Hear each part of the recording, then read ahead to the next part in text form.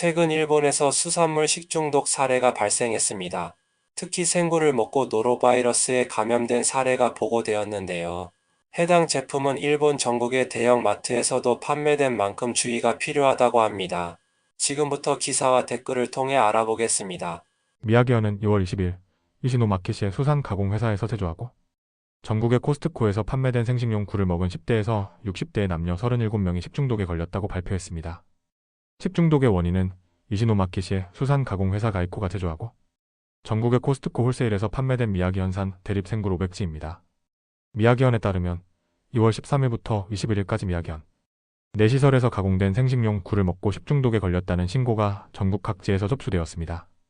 보건소는 발병 경위와 여러 환자의 대변에서 노로바이러스가 검출된 점 등을 고려해 가이코가 제조한 굴이 원인이라고 판단했습니다. 이에 따라 미야기현은 노로바이러스를 제거하는 적절한 처리가 이루어지지 않았다고 보고 가이코에 대해 6월 22일부터 24일까지 3일간 영업정지 행정 처분을 내렸습니다. 미야기현은 2월 3일부터 15일까지 판매되었으며 소비기한 2월 17일까지 미야기현산 대립 생굴을 먹지 않도록 주의할 것을 당부하며 제조업체 가이코가 해당 제품을 자발적으로 회수하고 있다고 밝혔습니다. 학생 시절에 슈퍼에서 생식용 굴 2팩을 폰즈로 먹고 걸린 적이 있습니다. 정말 죽을 것 같았어요. 위에서 아래로 모든 것이 여러 번 나가고 오한도 심해서 필사적으로 목욕을 했는데 오한이 심해 기어가며 나왔습니다. 이후로 굴이 무섭고 먹을 수 없었지만 최근에야 겨우 익힌 것은 먹을 수 있게 되었습니다. 여러분 조심하세요. 생굴의 발명은 일본인 사토 다다유키입니다. 굴은 바닷물을 흡입하는 습성이 있어 노로바이러스와 장염 비브리오균을 쌓아두는 성질이 있습니다. 사토 박사는 자외선과 오존으로 살균 처리한 바닷물을 굴에 흡입하게 하여 유해 물질을 배출하게 했습니다. 생식용과 조리용은 이 처리 여부로 달라지지만 생식용이라도 처리가 불충분하면 체조 불량을 일으킬 수 있습니다. 굴에 중독되는 것은 신선도가 나쁜 것을 먹었을 때가 아닙니다. 굴은 중장선의 바닷물 속에 노로바이러스나 장염 비브리오균을 쌓아두는 성질이 있습니다. 오존 살균한 바닷물에 오랜 시간 담가서 바이러스와 세균을 내보내는 생식용으로 만들고 있습니다. 그러나 노로바이러스는 체내에 들어가면 감염될 수 있어 생굴은 피하는 것이 좋습니다. 생굴을 먹을 때는 노로바이러스 감염을 각오하고 먹어야 합니다. 생식용이라고 해도 100% 안전하다는 것은 아닙니다. 만약 감염되면 구토와 설사보다 공기 감염이 더 많습니다. 노로바이러스 감염을 예방하려면 철저한 소독과 수분 보충이 필요합니다. 노로바이러스에 감염된 적이 있지만 저와 가족 모두 가볍게 지나갔습니다.